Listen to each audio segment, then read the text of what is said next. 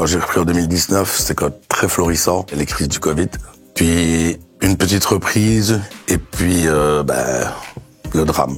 2 mètres d'eau dans mon établissement. La dette, j'aurais pu la surmonter. Mais quand on rajoute plus de 1 000 € par mois, rien qu'en intérêt sur la dette, puis un jour les huissiers débarquent et ils prennent tout. Et certainement pas d'une mauvaise gestion, puisque ça fait quand même 35 ans que je suis là. Et à un moment donné, si on ne nous aide pas, l'Horeca va disparaître.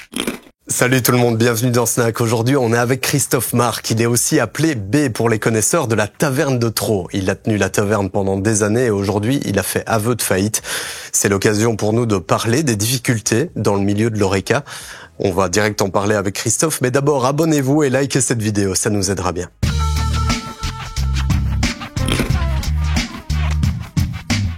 Christophe, bienvenue. C'est moi qui t'offre les chips cette fois-ci. D'accord, c'est bien gentil de ta part, Pierre, merci beaucoup. Christophe, t'as tenu la Taverne de Trot pendant combien de temps?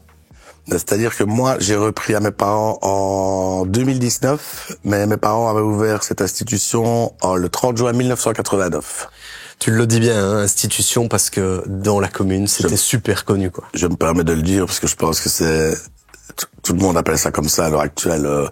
Je veux dire, un commerçant Horeca qui tient 36 ans comme ça, sans trop de déboires à la base, je veux dire, faut déjà être solide, quoi. Faut déjà être solide, ouais. Et c'était ton papa et ta maman, alors, qui tenaient ça avant. Puis t'as bossé dedans à partir de 16 ans. J'ai bossé dedans à partir de 16 ans, en tant qu'étudiant. Et puis, une fois que j'ai fini mes études, le commerce commençait à vraiment bien tourner. Donc voilà, moi j'avais des propositions, comme j'ai fait l'Institut Sainte-Marie, j'avais des propositions beaucoup sur les banques à Bruxelles, faire les navettes, etc. Mais moi, comme je travaillais déjà là depuis quelques années, j'aime bien le contact direct, j'aime bien le contact humain, fatalement, sinon je n'aurais pas fait mon métier. Et donc le commerce, ou sinon mes parents travaillaient seuls à l'époque, c'était pas encore vraiment une brasserie taverne, c'était un café avec quelques petits plats que ma maman préparait. Et puis mon papa a fait une cuisine, on a ouvert la partie, on va dire resto à l'époque, c'est-à-dire quand on est face au bar à droite. Et donc ça commence à bien marcher et il cherchait quelqu'un pour travailler dans le bar. Donc moi, je me suis dit, voilà, c'est peut-être l'occasion de travailler. Et voilà, et depuis c'est mon seul et unique contrat de travail que j'ai jamais eu. Et puis je me suis mis comme indépendant en 2019 quand j'ai racheté le fonds de commerce, tout simplement. Voilà, et là, aujourd'hui, t'as eu vraiment une très mauvaise nouvelle. Ouais. Explique-nous. Voilà, moi je suis content pour une chose, c'est que mes parents n'aient pas vécu ça. C'est-à-dire quand j'ai repris en 2019, c'était quand très florissant, marchait bien, j'étais content, on était sûr de l'avenir. Et puis il y a eu un grand problème mondial que tout le monde a connu, c'est-à-dire les crises du Covid, donc qui se sont succédés. Une fermeture de 8 mois en 2020, donc de mars 2020 jusqu'à octobre 2020. Puis une petite reprise et donc encore 4 mois de fermeture forcée. Évidemment, pendant ce temps-là, les frais frais fixes continuent de courir, en tout cas. Et puis, le drame. 14 juillet 2021, 2 mètres d'eau dans mon établissement, donc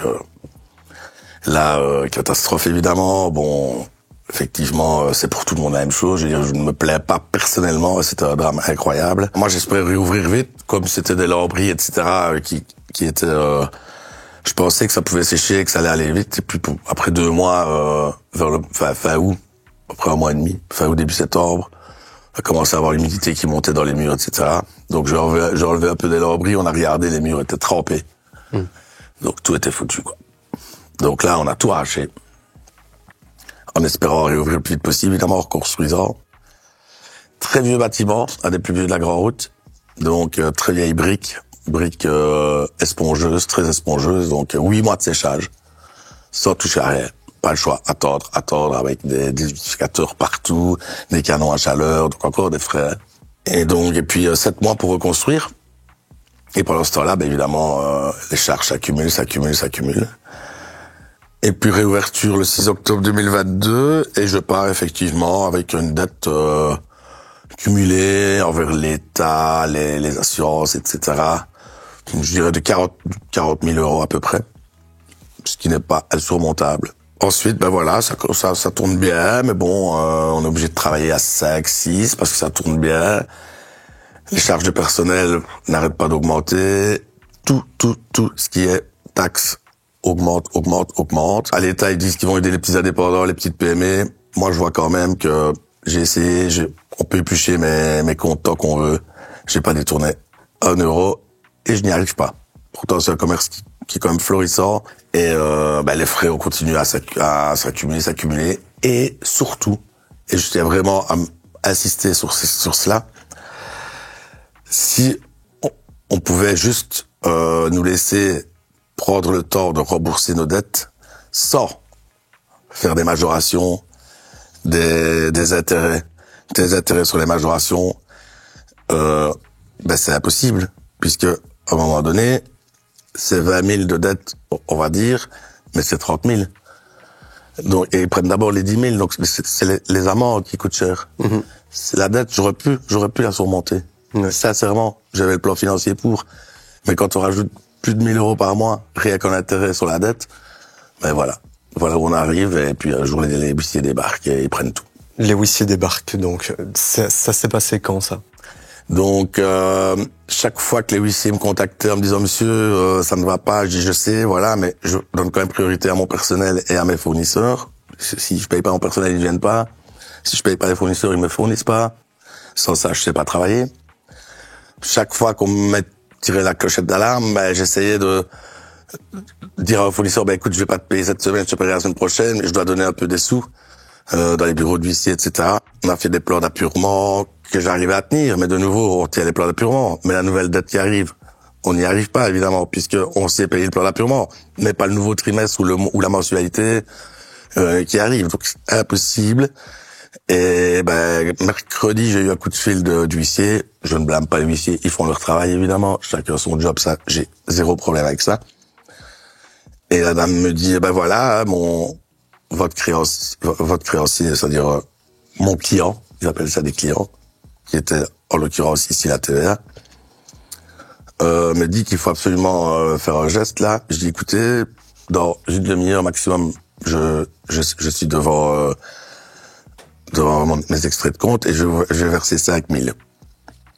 Entre-temps, j'ai l'ordre permanent qui tombe, donc je verse 3 000 au bureau d'huissier vers 16h30 mercredi, je pense. Donc je me dis, ça va, c'est ok. 18h, je reçois un mail que j'avoue je n'ouvre pas parce que c'est mon jour de congé, que voilà, je suis au restaurant avec des amis. Et en rentrant le soir, je regarde un peu mon téléphone, je regarde le mail et le mail disait qu'il allait venir le lendemain à 10h du matin. Donc j'étais... C'est rien faire alors. Je ne sais rien faire parce que de toute façon j'avais vidé le compte de la société avec les 3 000 euros que j'ai versés. Donc quand ils sont arrivés, ils m'ont dit voilà, vous avez un peu des sous pour nous faire demi-tour. Je dis non, donc allez-y, je ne sais rien faire. Ils ont tout pris? Ils ont tout pris, tout le mobilier, tout le stock. Tout le stock, tout ce qui n'est pas accro, tout ce qui est meuble en fait. Et puis ça a été très vite alors, avec évidemment ils prennent, puis après ils vendent aux enchères. C'est ça, etc. donc ils sont venus tout saisir jeudi et donc sur le procès verbal d'enlèvement, il était inscrit que la vente en ligne se ferait de dimanche 10h du matin à mercredi 9h du matin. Donc là tout mon mobilier, enfin mon ancien mobilier, parce que ça ne m'appartient plus, est là stocké, il est en vente en ligne. Mais entre-temps, moi j'ai fait aveu de faillite parce que de toute façon, je sais que si même je récupère mon mobilier, je peux danser sur ma tête, je n'arriverai pas à payer les 50 000. Donc j'ai fait aveu de faillite et j'attends le curateur maintenant. J'attends le coup de fil du curateur qui va s'occuper de la faillite. J'espère que ça va aller vite, avec l'espoir que ça ne reste pas trop longtemps fermé. Christophe, ce que tu as vécu là, il y a plein de restaurateurs qui l'ont vécu ces dernières années. On a vu énormément d'établissements qui ont fermé et c'est pas pour dévaluer ce que tu vis là, c'est absolument dramatique.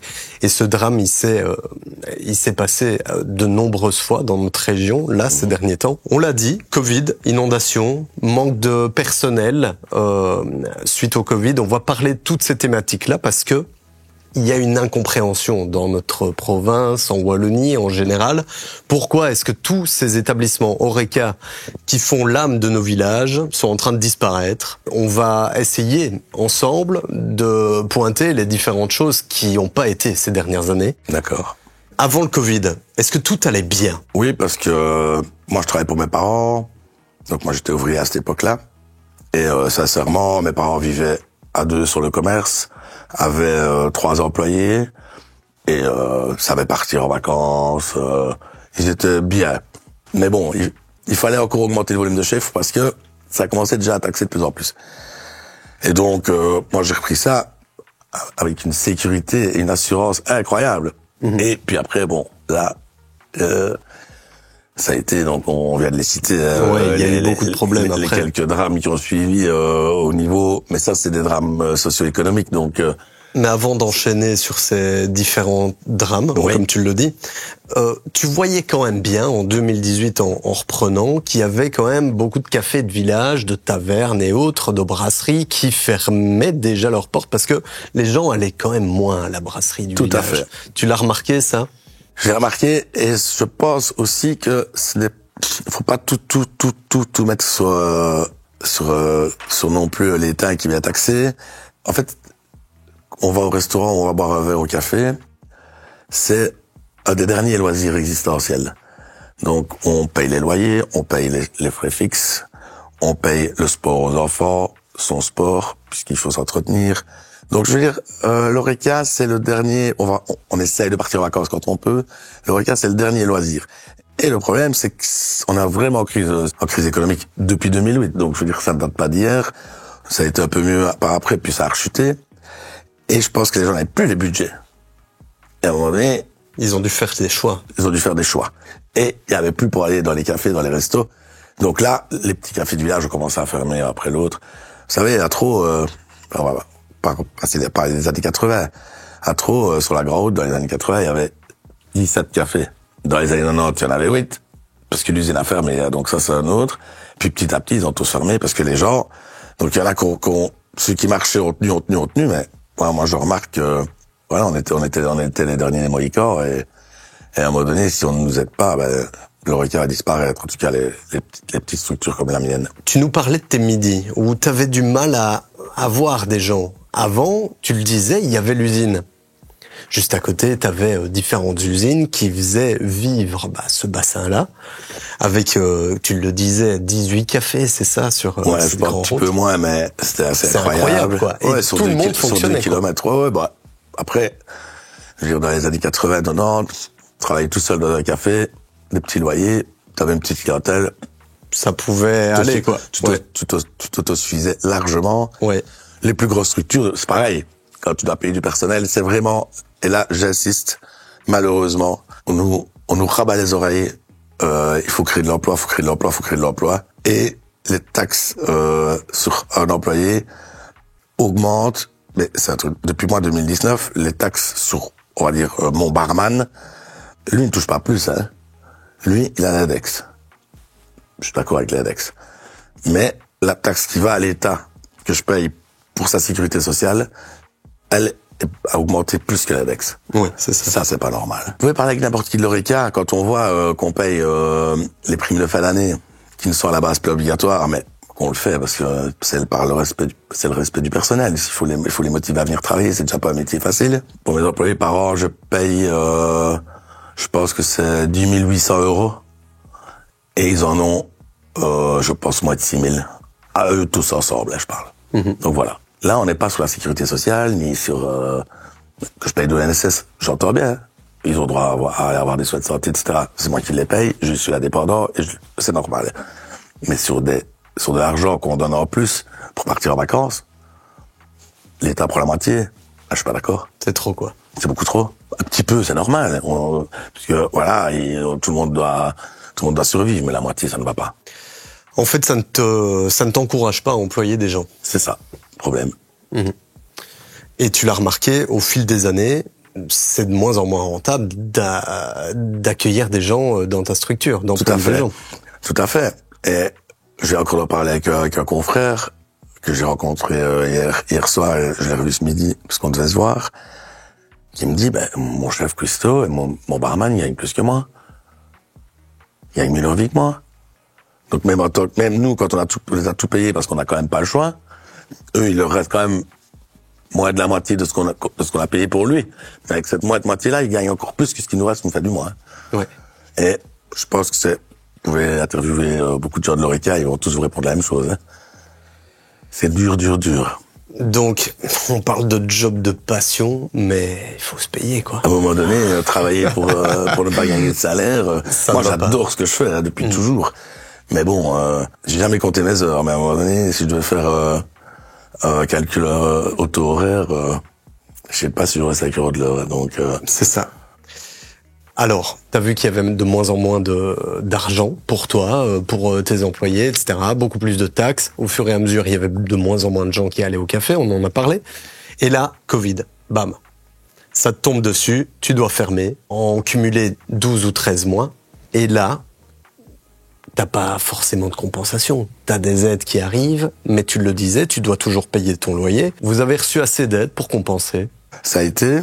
Maintenant, on nous avait dit faites attention, les doubles aides Covid, etc. C'est considéré comme un salaire. Hein. Effectivement, moi j'ai reçu un peu des sous. J'ai un peu à réinvestir dans la taverne. À cette époque-là, j'avais refait les toilettes. Je m'étais dit tant qu'à faire, c'est fermé. Je vais rénover un petit peu certaines choses. Et avec les aides Covid, je garde un petit peu pour moi, et le reste, je réinvestissais moi. J'ai fait tout un nouveau carrelage, 4 nuits après l'inondation, alléluia. Et puis évidemment, l'année fiscale, enfin l'année suivante, donc au niveau de la fiscalité 2020, ben, j'ai dû repayer 8 000 €, quoi. T'as repayé les aides? Ouais, pas tout, hein. Mais j'ai été taxé comme ça était un salaire. T'as eu combien d'aides? Je me souviens plus exactement des montants. Il faudrait revoir un peu. Je pense que j'avais 2500 € par mois, quelque chose comme ça. Mais ces 8 000 € là, t'avais pas su faire énormément de chiffre d'affaires, donc finalement ils venaient récupérer. Ah, mais j'ai fait 0 chiffre d'affaires. Ouais, voilà. Mais ils sont venus juste taxer ce qu'ils m'ont donné. Ils ont retaxé ce qu'ils m'avaient donné pour m'aider à m'en sortir. Donc ils vous aident à vous en sortir, et puis ils viennent le reprendre parce que ça a réouvert. Mm-hmm. Et moi, encore malheureusement, ils sont revenus le reprendre, et 2 mois après, je pense que c'est l'isolation, moi, je serais déjà à flot. Je ne blâme pas l'isolation, mais c'était vraiment l'accumulation des coups durs qui a fait que... Ça aurait été sans les inondations, t'aurais mis la tête hors de l'eau. Tout à fait. Par rapport à toutes ces dettes qui s'accumulaient. Puis, c'est les 15 mois suivants de fermeture, où là, ça continue à s'accumuler aussi, où ils sont venus me retaxer sur les montants Covid. Et là, ben, ça a commencé, je me suis dit, moi, je suis peut-être un peu trop, mais je suis très très optimiste dans la vie. Je me dis, ça va aller. Mm-hmm. Ça va aller. Il y a des gens qui viennent, ils sont là, ils nous soutiennent, ils consomment bien, je n'ai que des bons échos. Et puis ça va aller, et puis on passe en compte spécial à TVA, il y a l'ONVA qui vient t'emmerder, les précomptes professionnels, enfin voilà, il y a... je ne sais pas comment les autres font. Ben, on l'a vu, il y a énormément de tavernes aussi qui n'étaient pas dans la vallée, qui n'ont pas vécu les inondations, qui en effet ont sorti la tête de l'eau. Ça a existé aussi, mais on a vu beaucoup plus de fermetures, évidemment, dans la vallée à cause de ces inondations. Bien et sûr. De ton cas particulier, on fait une généralité ici, mais c'est pour mieux comprendre tout finalement ce qui s'est passé ces dernières années, pourquoi on a vu autant d'établissements Horeca fermés. Tout à fait, c'est vraiment l'accumulation qui fait que... Moi, j'ai eu la chance que ce soit qu'on soit propriétaire du bâtiment. Quand je vois la plupart des restaurants, je vais pas citer d'exemple parce qu'on va pas, j'aime pas te parler des autres. Beaucoup d'établissements Horeca où il y avait un locataire et un propriétaire, ils n'ont jamais réouvert. Après l'innovation. Mm-hmm. Puisque, évidemment, les assurances, bagarre entre le locataire et le propriétaire, ça c'est à moi, ça c'est à moi. Ouais, mais qu'est-ce qu'il refait? Parce que moi, je dois réouvrir demain. Et le propriétaire, oh, non, moi j'attends les sous de l'assurance, je ne saurais pas. Donc il y a beaucoup vraiment les gens qui n'étaient pas propriétaires du bâtiment n'ont pas réouvert du tout. Donc nous on s'est dit, nous on va pouvoir réouvrir, il y aura sûrement moins de concurrence. Qu'est-ce qui se passe? Alors quand je réouvre en octobre 2022, le 6 octobre 2022, je réouvre et je me dis, les gens vont revenir. Le soir ça allait, mais à midi personne, puisqu'il n'y a plus rien dans la vallée. La vallée se reconstruit toujours tout doucement. Mm-hmm. Là, on est encore 3 ans plus tard. Il va y avoir 4 ans d'inondation. Il y a encore des bâtiments qui sont pas réhabilités. Tous les petits entrepreneurs qui étaient dans le zoning industriel de Trot, ils sont partis ailleurs. Le petit menuisier, le carrossier, le ferrailleur, le constructeur métallique, tous les petits corps de métier indépendants avec 1 ou 2 ouvriers ou 3 ou ben, ils ont été s'installer un peu sur les hauteurs parce qu'il fallait bien qu'ils travaillent. Ceux qui arrivent à retrouver des ateliers et puis voilà, ils sont restés là. Ça a été vraiment le cercueil de la vallée. Plus de commerce, je veux dire en tout cas des clients potentiels pour moi. Il y a quelques commerces, mais c'est des commerces de une boulangerie, etc. Ils ne seraient pas de clients puisqu'ils travaillent sur le temps de midi. Je parle plus des petits entrepreneurs comme, je vais pas redire les mêmes exemples, mais carrossiers. Ouais, c'est ça. Des gens qui venaient manger chez toi à midi. Ouais, à midi, c'est ça. Et il n'y a plus du tout. Il y a plus ça. Donc ça a modifié la vallée, ça a modifié le public qui était dans cette vallée, et maintenant t'as plus que des habitations, des gens qui et d'ailleurs surcroît, dans les années 90-2000, quand t'allais au restaurant, maintenant c'est toujours l'abus qui fait que l'État émet des règles, mais c'était déductible. C'est un business plan avec un client, et on allait au restaurant, on avait une souche TVA 100% déductible, puis ça a été 50, 60, maintenant c'est 25, 30% déductible, c'est même pas intéressant. C'est vrai qu'il y en a beaucoup. Pour personne. Ouais. Il y en a beaucoup qui allaient au resto, en effet, entre entrepreneurs. Pas vraiment avec des clients ou pour discuter et ils déduisaient, mais ils avaient fait affaire, quoi. Donc ça ne fait que fleurir l'économie. Et là, ils suppriment la déductibilité. Ça a été on va plus y aller, hein. Ouais. Je viens dans mon bureau, on va boire un café, on commande un sandwich et on fait notre business. Ça sert à rien puisqu'on peut plus déduire. On est à les restaurants, c'est pas non plus tout le monde sait pas se le permettre tous les jours. Donc ça c'est très problématique aussi la déductibilité. Si ça pouvait revenir, je suis certain que ça irait mieux pour tout le monde sur les temps de midi. Vraiment. Ça irait mieux pour l'Horeca, ouais. L'Horeca, en tout cas, quand je dis tout le monde, c'est dans mon dans ton secteur. Ouais, exact. C'est vrai qu'on y pense moins. Il y a des choses comme ça auxquelles on pense pas. Parce que on voit Covid, on voit inondation, on voit... C'est déjà pré-Covid, donc ça a commencé à diminuer. Ouais, non, pas déduire ça, c'est trop facile, ils vont tout le temps au resto, ils déduisent trop. Puis ils ont commencé à mettre des quotas, diminuer les pourcentages, à un moment donné, j'en vends plus. C'est ça aussi qui a fait qui a vidé les petites brasseries. Il y a pas que les petites brasseries, même les bons restos. À midi, puisque on ne peut plus déduire. Écoutez, on peut plus déduire, nous...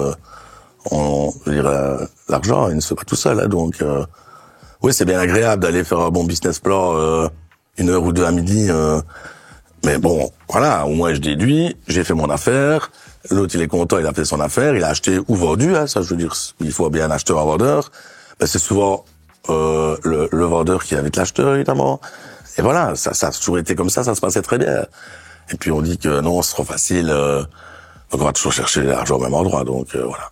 Ça a été progressif, ça, le fait que tu vois la transformation, le fait que les patrons venaient plus pour faire des affaires. Mais ils le disaient. Ouais. Ils disaient pas, c'est pas qu'on n'aime pas, c'est pas qu'on a été déçus. C'est que voilà, comprenez que moi je venais 2 fois par semaine, maintenant je vais venir 1 fois tous les 15 jours. Non mais ça change toute la donne. Et il parlait de cette TVA qui était... Ouais. Tu te souviens des années dans lesquelles il parlait de ça? Ça a commencé à diminuer, la crise, hein, 2008, on va toujours on va se baser là-dessus. Hein. Ouais. C'est là que ça a commencé. Avant 2008, l'Horeca a toujours été florissant. Ça n'a fait que diminuer, comme tu disais, 50, 20, puis là, c'est quasiment rien. Ok, ouais, c'est intéressant comme argument qui vient s'ajouter à tous les autres. À tout ça, ouais, en effet. Parce que remplir le midi, en effet, c'est primordial. C'est la moitié de ta journée, quoi. C'est primordial. Ouais. C'est parce que, voilà, tout le monde dit, ouais, ça marche à terme de trop. Je reprends toujours mon exemple, parce que c'est lui que je connais par cœur, évidemment, hein, mais je crois qu'on peut généraliser ça, en tout cas dans la vallée. Ouais, il faut y aller, c'est super. Le soir, il y a de l'ambiance, il y a du monde, c'est bien. On mange bien, on est bien reçu, on s'amuse. Mais le samedi midi, bon, là, c'est toujours aléatoire. Mais en semaine à midi, ils se rendent pas compte que je suis là avec mon cuistot. Il me faut bien un barman, parce que si je fais, on ne sait pas. On part dans l'inconnu. Je peux pas être tout seul. Et si je fais 20 personnes, ils vont être déçus, ils vont être mal servis, ça va pas aller non plus. Donc je dois prévoir, et 3, 4 couverts. Encore plus des pensionnés de passage, des Hollandais qui passent, des Flamands, des gens du business, des gens qui vont manger à midi. Il n'y a plus. Voilà. Maintenant, je ne suis pas comme certains établissements, de nouveau, je vais pas donner de nom, mais j'ai un exemple vraiment concret, qui ont 3 immeubles, appartements, avec que des pensionnés à 30 mètres de la porte d'entrée, plutôt sur les hauteurs. Lui, évidemment, qui marche à midi.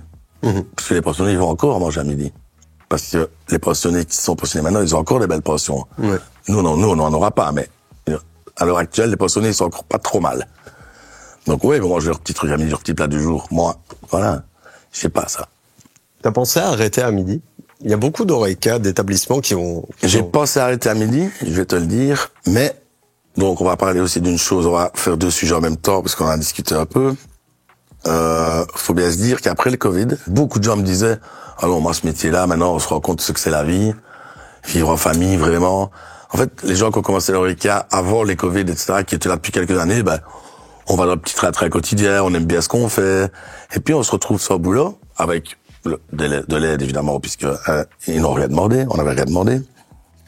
Ben ils se disent que waouh, c'est quand même pas mal de vivre la journée, à 17h d'être chez soi, de passer la soirée, de voir sa famille, voilà. Donc c'était un peu et donc après le Covid, le personnel, pour trouver du personnel de l'oreca, c'est devenu une sinécure, une vraie sinécure. Et donc j'avais ça. Moi j'ai eu de la chance que mon personnel. Donc ouais, beaucoup de vous pouvez parler au milieu oreca, vous pouvez lire le magazine oreca officiel, Liège, Région Wallonne. On ne parle que de ça, pénurie dans le personnel de l'oreca, pénurie dans le personnel de l'oreca. Il y a des articles qui sortent tout le temps, c'est pas moi qui l'ai inventé. S'il y a ça, alors que c'est un métier, il y a toujours eu de la demande, il y a toujours eu de l'offre, mais elle était souvent remplie. Donc maintenant, il y a énormément d'offres, et il y a 0 demande, quoi. Ouais. À quelle proportion? Par rapport à avant, je dirais qu'il y a, bon, pour moi, il y a 50 bons pourcents de bons briscards de l'oreca qui ont changé complètement leur vie. Qui ont raté. Pour moi, 50%, ouais. Qui se sont dit, mais c'est pas ça la vie, il faut que j'arrête. Ouais, il faut que j'arrête, on n'a qu'une vie, il faut en profiter. Et là où il y a beaucoup de demandes maintenant, par exemple pour les chefs cuistots surtout, ou pour les seconds, en fait, ceux qu'on fait en tout cas l'hôtellerie, ils vont travailler dans les collectivités. Pourquoi? Parce qu'ils font 8-5. Ils font 8-17. Et ils ont un salaire. Les collectivités, les hôpitaux, ouais, tout. Donc, c'est bien. Ils font leur métier, ils aiment bien, mais ils ont des horaires corrects.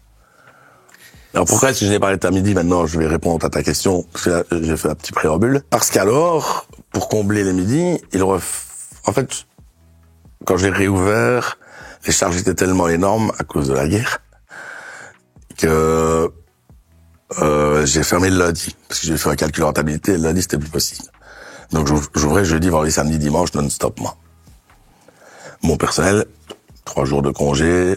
Moi, je travaillais encore, je faisais l'administratif entre-temps. Mon personnel, 3 jours de congé. Ils étaient contents. Bon, ils faisaient les heures qu'il fallait faire, etc. Si je leur ai demandé, on arrête le samedi midi, on arrête le jeudi midi, mais il faut faire le mardi soir et le mercredi soir en plus. Qu'est-ce que tu crois qu'ils auraient fait? Ils seraient partis au courant. Ouais. Je me serais retrouvé tout seul. Ils ont des vies de famille. Ouais. Ils auraient pas voulu de ça, c'est clair. Non. Ouais. Au lieu de faire 4 midis, 4 soirs, faire 6 soirs, 2 midis, évidemment. Parce que les conditions offertes par d'autres établissements sont meilleures. Mais évidemment. Tu rentres dans une alors, de toute façon, compétitivité. ici, c'est parce que, ils étaient assez contents. Et heureusement que c'est des amis, ils sont fidèles. Mais évidemment, si je leur avais demandé ça, ils m'auraient dit, écoute, on ne saurait pas. On va pas, t'imagines, on perd 2 jours de congé, quoi. Ouais. On fait déjà un métier qui est quand même relativement lourd. Si tu me demandes ça, ça va pas aller, quoi. Tu vas avoir sa journée, c'est bien. Ouais. Mais les enfants sont à l'école, les maris travaillent, ou les femmes, selon que ce soit un homme ou une dame. Et puis eux, ils partent travailler, tu vois, c'est un peu compliqué. Donc t'aurais mis à mal tes employés. Tout à fait. Pour, au final, une rentabilité qui aurait pas été non plus... Je ne pense pas. Très grande. Parce que les mardis soirs, les mercredis soirs, bon, de nouveau, on est dans la vallée, hein. Les gens, je travaille avec les gens de Trou, hein, et quelques-uns de la vallée. Mais ma clientèle principale, elle vient on va dire, d'un cercle de 5 km à la ronde. Et il faut les faire venir. Moi, les gens, ils se déplaçaient pour venir à la taverne pour nous voir. Donc, ils se déplaçaient. Parce qu'ils avaient des brasseries et des restaurants plus près de chez eux. Donc, c'était vraiment, typiquement, et c'est pour ça que le soir, ça allait. Mais à midi. C'est intéressant, ça, parce que tu dis, il faut les faire venir. Mais avant, ils venaient, sans que tu fasses pas grand-chose, finalement. Ouais, tout à fait. Tu faisais pas grand-chose, ils venaient quand même. Ouais. Avec les modifications TVA, autres, voilà, on en a parlé. Ils sont plus venus. il a fallu les refaire venir, les réintéresser. Donc il y en a plein qui ont créé des événements, des happy hours et autres. Ce que tu devais pas du tout faire avant. Non, pas du tout, mais là, je viens de créer une nouvelle page, justement. J'étais vraiment en pleine dynamique de relance. Créer une toute nouvelle page Facebook, un nouveau logo qui ressemblait fort à l'ancien, mais avec beaucoup plus de modernité, parce que c'est par là maintenant qu'on attire la clientèle, c'est par les réseaux sociaux. C'est ça. Il a fallu du temps pour que je le comprenne, mais bon, après, voilà, j'ai parlé avec beaucoup de gens, ils m'ont dit non, les réseaux sociaux. Et, de nouveau, ça commence à revenir, mais maintenant c'est trop tard. Donc voilà. Maintenant, t'étais quand même full de nombreux soirs sur la semaine. C'est ça qui est étrange, c'est que la faillite intervient alors que, quand t'allais le soir à la taverne, il y avait toujours du monde, quoi. Ah, mais les gens me soutiennent énormément. Tu vas me dire c'est normal parce que ils venaient pour nous et ils nous appréciaient. Mais les gens sont très dubitatifs par rapport à ça. Ils se disent mais enfin, comment est-ce possible? Et la plupart de mes clients me connaissent vraiment bien, sont soit des copains, soit des amis. Enfin, pas tous, mais une bonne partie. Et ils voient bien, j'ai pas une vie dissolue à côté. C'est pas que je roule en voiture de luxe ou que je vais à Bora Bora toutes les années. Pas du tout. J'ai vraiment une vie très tranquille. Donc, ils voient bien. Donc, ils se disent que voilà, le problème n'est pas à moi. Le problème vient d'ailleurs. Mmh. Et certainement pas d'une mauvaise gestion, puisque ça fait quand même 35 ans que je suis là, j'ai quand même un diplôme de gestion. Hein. J'ai fait commerce à Sainte-Marie, donc je veux dire, j'ai appris tout ça. Je suis pas fou. Mm-hmm. J'ai un expert comptable qui est très bon. On a fait tout ce qu'on pouvait. Même. Revenons un peu avant. Tu me disais que plus de 50% des employés ont arrêté l'Horeca. C'est ce que je pense. Voilà, mais on doit être dans une proportion à peu près dans celle-là, quoi. Et les étudiants? Est-ce qu'il y en avait toujours le même nombre ou est-ce qu'il y a eu moins d'étudiants? Moi, je ne travaille pas beaucoup avec des étudiants parce que, comme je t'ai dit, on travaille 4 jours semaine et il faut bien que tout le monde fasse 16 heures, moi, dans mes employés. Mais en tant que candidature, puisque c'est souvent des candidatures spontanées, ça a diminué aussi fortement. Aussi? Ouais. Ok. Donc, en candidature spontanée, hein, donc des gens qui se présentent, on en avait à l'époque de mes parents, et même moi au début. Au mois de juin, je recevais 10-15 CV. Là, cette année, j'en ai pas eu. Et j'en ai eu quelques-uns ponctuellement comme ça qui passent l'année puisqu'ils habitent soit 1 ou 2 kilomètres là, d'Ampréon, d'Antrou, et qui disent voilà, moi, si vous voulez, si un jour vous avez besoin d'aide, moi je suis débrouillard, je veux bien venir. Alors je prends les coordonnées, je dis écoute, c'est bien gentil de t'être présenté, voilà, où habites-tu, qui sont tes parents, te renseigne un peu, ils amènent un petit CV sympa. Et c'est vrai qu'aussi, de temps en temps, ça m'a déjà servi. Okay. D'avoir quelques numéros de téléphone comme ça et quand t'avais beaucoup de monde, un rush. Ouais, c'est ça. Et bon, pas dans la demi-heure, mais on les prévenant le jour avant, ouais, quand même, il y a quand même encore des jeunes motivés. Donc, il faut pas tous mais je crois que les étudiants veulent travailler parce qu'ils ont besoin d'argent de poche, mais pas dans l'Horeca. Ils veulent pas travailler quand les autres s'amusent. Non. Ouais. Et ça, ils n'ont c'est pas l'Horeca. cette mentalité, ouais. Ouais. Tu travailles vraiment quand tous tes potes sortent, quoi. C'est ça. Ouais. Moi, j'ai fait ça comme étudiant. Pourtant, je suis quand même beaucoup sorti dans ma jeunesse. Mais bon, voilà, j'acceptais de rater des soirées. Ouais. Puis c'est une belle soirée aussi de travailler dans l'Horeca, ça peut être aussi. Ouais, surtout que moi, c'était un peu chez moi, c'était avec mes parents. J'ai travaillé dans beaucoup d'autres établissements aussi en tant qu'étudiant. J'ai raté Boisé l'Horeca, j'en ai fait bon. Bon, j'étais connu pour bien travailler, être sérieux, donc j'étais fort demandé à l'époque, mais ça c'est mon passé, ça n'a rien à voir. Christophe, tu parlais en début d'émission du Black. La caisse, alors, qui a été mise en place pour encoder absolument tout ce que vous faisiez. Au niveau des stocks, ça devait correspondre, etc. Une sorte de boîte noire. Alors, ouais, tout à fait. On en a parlé beaucoup pendant les années 2010. Ouais. Ça a été mis en place dans ces années 2010. Et depuis, il existait encore du Black, mais c'est beaucoup plus compliqué. De toute façon, c'est très compliqué. Et il y a un contre-exemple aussi que je vais te donner. Dans les années 2010, bon voilà, mais de toute façon, on pouvait pas, c'était trop dangereux, donc on déclarait quand même beaucoup. Et on va revenir au Covid à cause de ça. Donc on nous a quand même bien appris à ne plus utiliser du tout d'argent pendant la période Covid. On touchait à rien, pas d'argent, donc payait tout par carte. En proportion, après, moi je vais déposer le liquide sur le compte, mais en proportion d'avant, je vais dire, dans les années 2010, même quand il y avait la black box, les gens payaient quand même encore en liquide ou avec les cartes de société.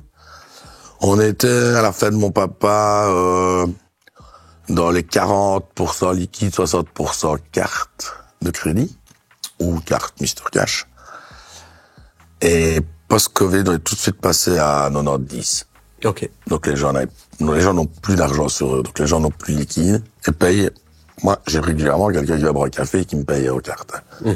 Ils ne se rendent pas compte qu'en plus, j'ai 0,6% de taxes, enfin, de frais, d'encaissement. Mais bon, ça, la machine, elle est faite pour ça et je comprends les gens. Il y a les gens n'ont plus de liquide sur eux. En fait, ils payent tout le temps avec leur carte. Donc, là, déjà, on parle de noir. C'est terminé.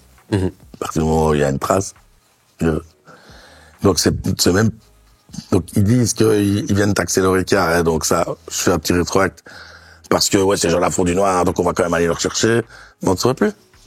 Puisque tout le monde paye par carte. Parce qu'au final, ouais, t'as 10% de cash, ce qui représente vraiment pas grand-chose. Bah non, ce qui représente pas grand-chose. Mmh.